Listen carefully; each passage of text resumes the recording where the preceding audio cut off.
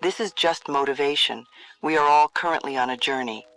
And I believe that the more conscious we are about it, and the more choices we make consciously, the better our journey is, or the easier or the quicker it is, that we get more rewards or that we have better health. You are not limited to just your physical form. You are pure consciousness. You are a divine, magnificent expression of life. You are interconnected with every aspect of life, and despite this, you are not subject to the influence of any other person, location, or topic. Because you are the only thinker that exists within your head. You are the one who has the power to create, and you are the one who has the final say in your life. We are put on this planet with total freedom, and we make these choices in our minds. No person, place, or thing can think for us if we do not allow it. We are the only person who thinks in our mind. In our minds, we have total freedom. What we choose to think and believe can change our current circumstances beyond recognition. I am free to think wonderful thoughts. I move beyond past limitations into freedom. I am now becoming all that I am created to be. I release all fears and doubts. Fears and doubts are only delay mechanisms that keep us from having the good we say we want in our lives. So let them go. I now choose to free myself from all destructive fears and doubts. I accept myself and create peace in my mind and heart. I am loved and I am safe. Divine wisdom guides me. Too many of us are unaware that we have within us an inner wisdom that is always on our side. We don't pay attention to our intuition, and then we wonder why life does not work well. Learn to listen to your inner voice. You do know exactly what to do. I am guided throughout this day in making right choices. Divine intelligence continuously guides me in the realization of my goals, and I am safe. I love life. Every morning when I wake up, I get to experience another great day, a day I've never lived before. It will have its own special experiences, and I'm glad to be alive. It is my birthright to live fully and freely. I give to life exactly what I want life to give to me. I am glad to be alive. I love life. I love my body. I'm so delighted to live in my wonderful body. It has been given to me to use for the rest of my life, and I cherish it and take loving care of it. My body is precious to me. I love every inch of it, inside and out, that which I see and that which I don't see, every organ and gland, every muscle and bone, every single cell. My body responds to this loving attention by giving me vibrant health and aliveness. I create peacefulness in my mind, and my body reflects this peacefulness as perfect health. I turn every experience into an opportunity. When I experience a problem, and we all have them, I immediately say, out of this situation only good will come.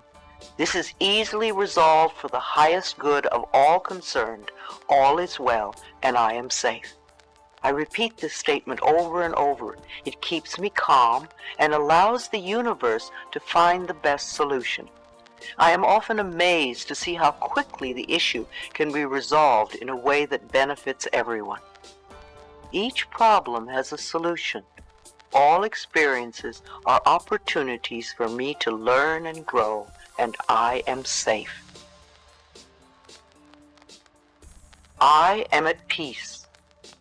Deep at the center of my being there is an infinite well of peace, like a mountain lake, deep and serene.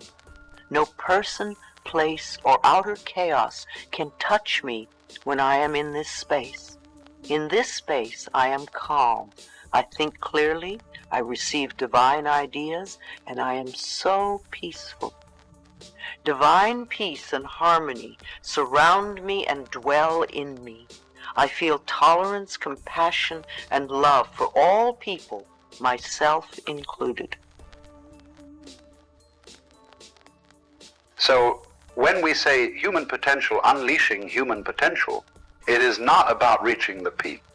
It is a trajectory. Because what our life is a combination of certain amount of time and energy. Time is rolling away for all of us at the same pace. If you sit, it rolls away. If you sleep, it rolls away. If you do something, it goes away. If you don't do anything, it goes away. You're happy or miserable, it goes away. Time is running out for all of us. So it's only the energy that you can do different things with.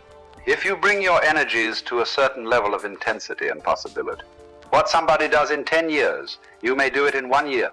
This means if you live here for 100 years, it feels like in people's impact that you have created it. Feels like you lived here for 1,000 years, simply because you have managed your life energies in a certain way.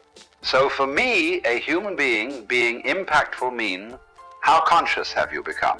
This is very important because if you're in compulsive cycles, then your energy gets wasted in so many things. If you absorb people in a day, let's take 24 hours in that anyway. Most people by prescription in America, they sleep for 8 hours. So 8 hours means 1/3 of life is gone. In the remaining 2/3, they have to eat. They have to, shower, bathroom, or this or that. All this, another 2-3 hours gone. So literally 50% of life is gone daily basis, just for basic maintenance of this life. 50% of the time is gone in maintenance, remaining 50% what they have. If you look at every single move that they may make with their body, their thought process, their emotions, you will see a whole lot of it is happening in compulsive cycle. Or in other words, if you are a little sensitive to life, you will realize you are the biggest issue. So this is one thing that I'm trying to do with people, that you are never the issue in your life. I'm not the issue, my thought, my emotion. My body is never the issue. My thought, my emotion, my energy, and my body are my instruments of function. They are not impediments in my life, but I would say for 90 of the human beings, their own body. Then the compulsions of the body, the compulsions of their thought, the compulsions of their emotions are ruling them most of the time. Attack the dawn. It was early, always early, when Toni Morrison awoke to write. In the dark, she would move quietly, making that first cup of coffee. She'd sit at her desk in her small apartment, and as her mind cleared and the sun rose and the light filled the room, she would write.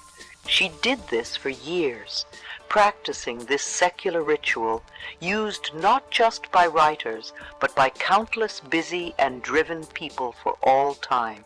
Writers all devise ways to approach that place where they expect to make the contact. She'd later reflect where they become the conduit, or where they engage in this mysterious process. For me, light is the signal in the transition. It's not being in the light, it's being there before it arrives. It enables me in some sense, but of course, it was as practical as it was spiritual. Because at the beginning of her career, Morrison was also a single working mother of 2 young boys. Her job as an editor for Random House occupied her days, her children every other minute, and by the late evening, she was burned out, too tired to think. It was the precious early morning hours between the parting dark and the rising dawn, before her boys uttered the word "Mama," before the pile of manuscripts from work demanded her attention, before the commute, before the palm calls, before the bills beckoned, before the dishes needed to be done. It was then that she could be a writer. Early, she was free. Early, she was confident and clear-headed and full of energy.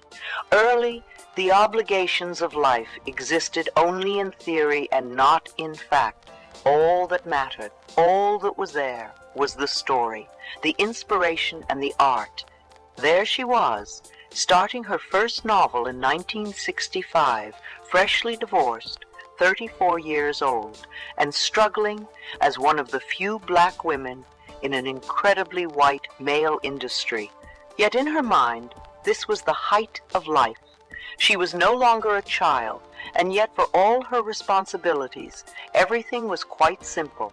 Her kids needed her to be an adult. So did her unfinished novel. Wake up, show up, be present, give it everything you've got, which she did.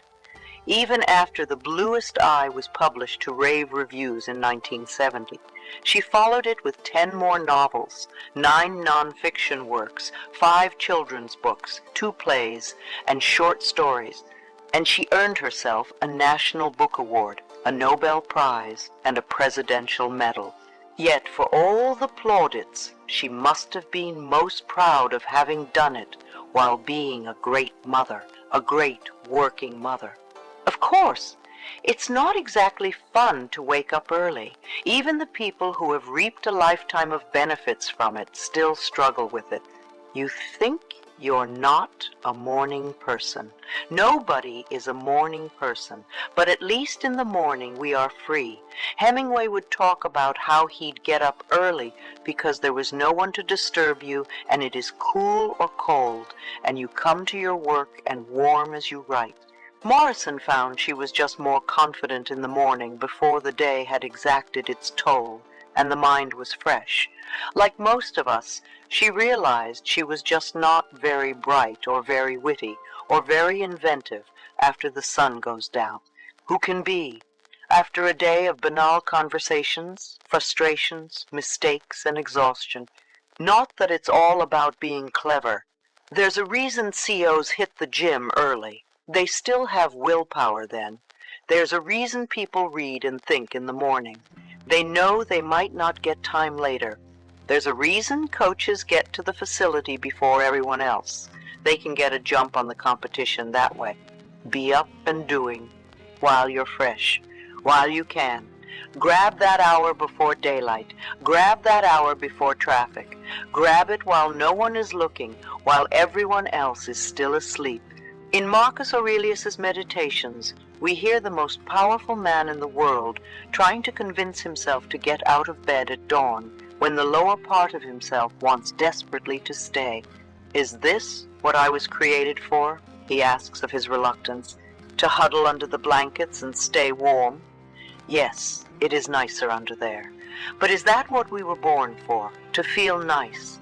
That's how you're going to spend the gift of life, the gift of this present moment that you will never have again. Don't you see the plants, the birds, the ants, and the spiders and the bees going about their individual tasks, putting the world in order as best they can? He said to himself, but also to us.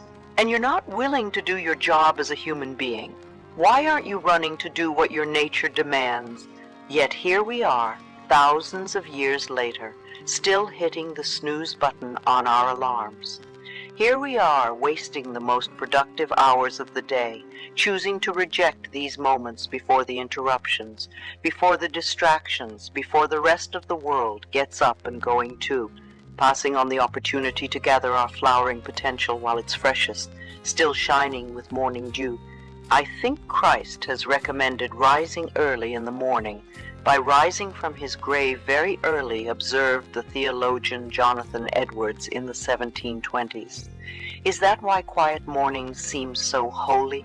Perhaps it's that we're tapping into the traditions of our ancestors, who also rose early to pray, to farm, to fetch water from the river or the well, to travel across the desert before the sun got too hot.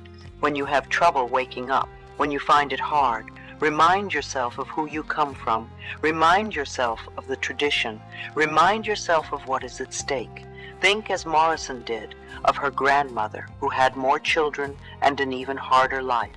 Think of Morrison herself, who certainly did not have it easy and still got up early. Think of how lucky you are. Be glad to be awake, because it's better than the alternative, which we'll all greet one day. Feel the joy of being able to do what you love. Cherish the time, but most of all, use it.